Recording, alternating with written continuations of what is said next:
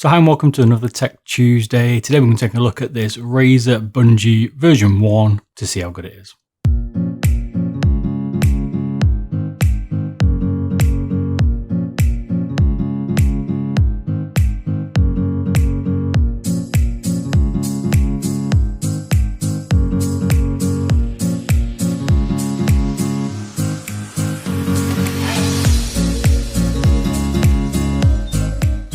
So if you're not sure what a bungee is for, as you can see here, it's to take the slack of the cable.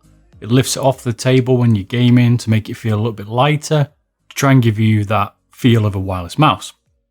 Some mice have a very rigid cable, as you can see here. This DM1 here that I'm looking at the moment to review has a very rigid cable.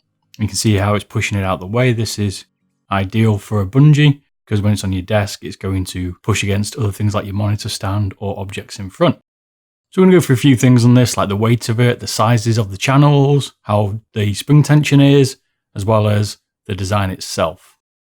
If you're not familiar with my Tech Tuesday, I'll put a link in the description. This is where I go through premium products and give you an idea of what they are like. I also do it for budget range as well, which is Thrift Thursday, and I'll put a link in the description for that as well. So let's get into the design of this bungee. So it's a common design here. This is the general shape of them. The Razer themselves have done a few little tweaks. This is the first version of the bungee here from Razer, and there's a version 2 that I'm going to be doing a review on.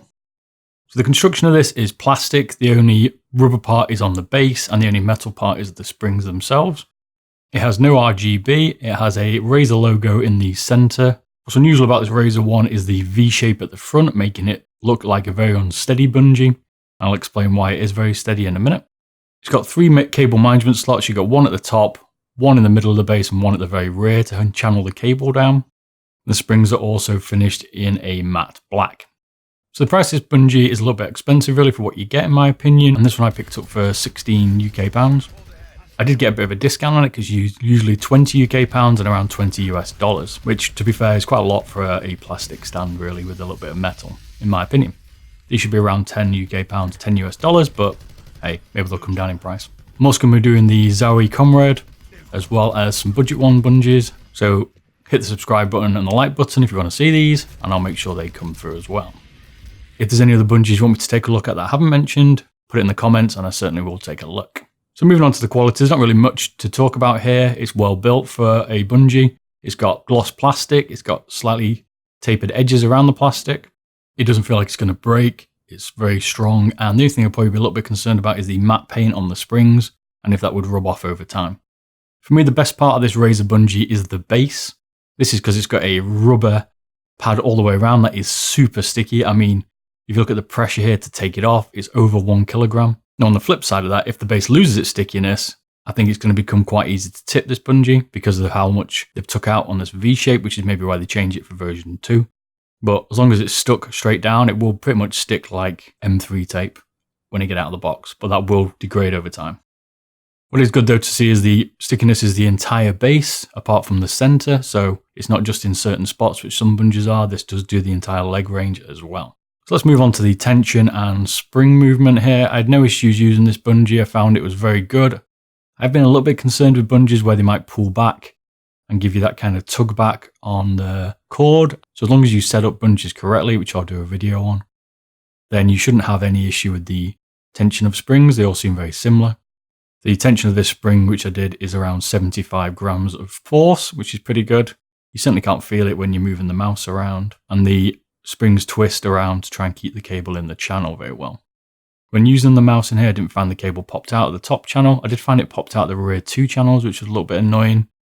And I found the channels on this really to be a little bit narrow, to be fair.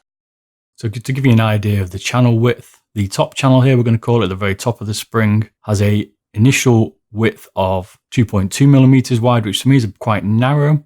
This cable on this mouse, as an example, is 2.8 millimeters in diameter, but the channel does open up to 3 millimeters inside as long as you can get the cable through it.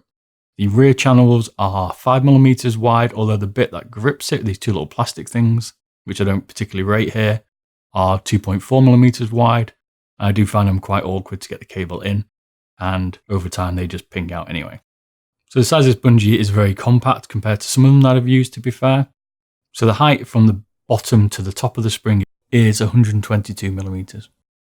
The base rear is 50mm in width, and the front width is 83mm.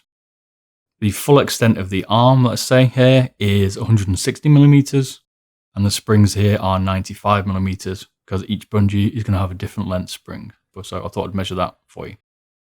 So the weight of this comes in at 105 grams, which, like I said, is quite light. So I think over time it could pull over, although the V-shape might prevent that once the base has lost its sticky.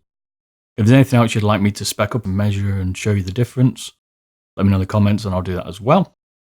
So in the box, you get the bungee and that's it really. You don't get anything else, but that's good. There's no wastage, there's no manual because it's a bungee. So overall I found this bungee to be good. I think it's a little bit overpriced, like I've said. I do like the full rubber base though. And I do find the rear channels a little bit annoying, and it would have been nice to have maybe a clip over the back of them. So the cable can't, so like you put the cable in, you clip it over, and then the cable can still slide around. Interesting action.